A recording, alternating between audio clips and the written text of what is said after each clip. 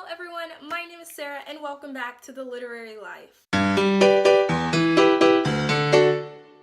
Today we are going to be doing a library haul. So I noticed that library hauls don't get as much views on YouTube as other hauls do or regular hauls do. I don't really understand that because not all of us have the moolah to go out and buy the books. Of course I want to support the authors, but I just don't have the money to go out and buy these books. Alright, so we are going to start off with Strange the Dreamer by Laini Taylor. At first, I was not going to read this book because me and Laini Taylor have me and Mrs. Taylor here have a very special relationship, and that being that I haven't read any of her books ever in my entire life. I have the Daughter of Smoke and Bones trilogy with me, I own it, and yet I just haven't touched them ever at all. So I just thought it would be stupid to go out and get this one from the library. But I still did it because I looked on Goodreads and the reviews for this book were insane, and I was just like, fine.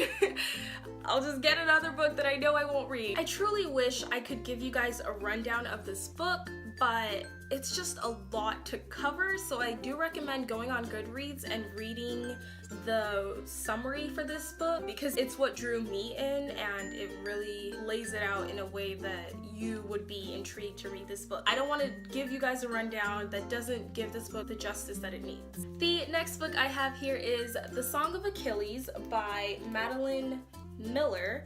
And I already read this book and I love this book so much. It is basically about Achilles, but with a little twist. A young prince known as Patroclus, I hope I'm pronouncing that right, he is exiled from his own land and his own kingdom, and he goes to be raised by another king known as King Peleus.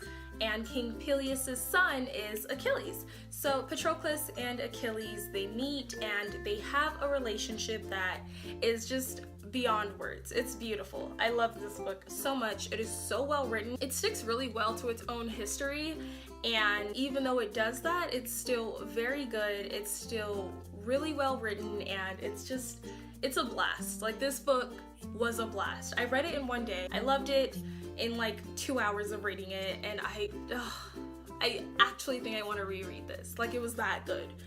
Props to Madeline. The next book I have here is Nevernight by Jay Kristoff, and I thought this was pretty cool because it's a signed first edition, and I was like, they have signed first editions at the library, and yeah, it's actually there, signed by Jay Kristoff himself. Jay Kristoff is the co-writer of Illuminae, and I freaking loved Illuminae so much, and then when he came out with his own books, I was like, what?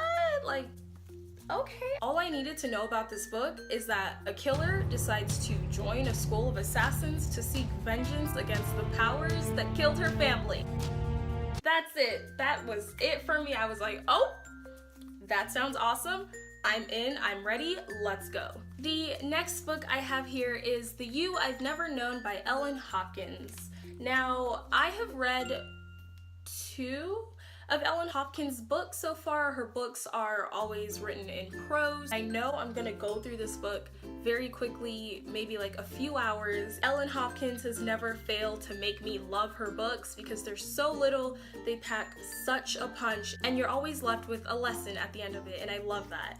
So I'm really excited to read this one. The next book I have here is History Is All You Left Me by Silvera. I love Silvera. I've read all of his other books, even though he hasn't come out with a lot, so it was only necessary that I read this book as well. This book is about a boy named Griffin, and his life is basically turned upside down when his ex-boyfriend and best friend Theo dies in a drowning accident. The only person that can understand Griffin's heartache is Jackson, Theo's boyfriend before he passed away. So Griffin and Jackson end up opening up to each other about their experiences and about their relationship with Theo, even though Griffin thinks this is what is going to rebuild his life just keeps going in a downward spiral. So Griffin finally decides that if he is going to go forward with his present, he must confront the history that he has had. Everyone says this book is insane and heartbreaking and heart-wrenching and you're just gonna cry a lot. So I've been saving this one for a rainy day because I know that Adam Silvera will not fail to make me so sad and like make me ugly cry, the bad cry, and I know I'm gonna be in my feels for this one and I'm ready for it. The last two books I have here are P.S. I Still Love You and Always and Forever Lara Jean by Jenny Han. I read and I owned To All the Boys I Loved Before and I liked it. I didn't love it, so I didn't exactly continue with the series with P.S. I Love You, but then one day I was just scrolling through Twitter and all of a sudden people are talking about how Always and Forever Lara Jean is coming out, and I was so confused because I thought the series ended already. I thought it was a duology, but apparently not. Jenny Han just hit us with a third book and I saw it in the library and I was like, ooh, I gotta pick that up. So I did, and I think I'm gonna go back into it. I don't know. It depends on if she ends up with the person I like or not. Basically, the first book, To All the Boys I Loved Before, is about a girl named Lara Jean who, whenever she has a crush or whenever she likes a boy, she writes a letter to him and she puts in the address and everything and she puts it in a hat box, and that is her way of getting over the crush. But one day, someone finds these letters, I think it was a family member of hers, and they thought they were actual letters, so they send them out to all the boys, and then her life just turns upside down from there. I liked To All the Boys I Loved Before.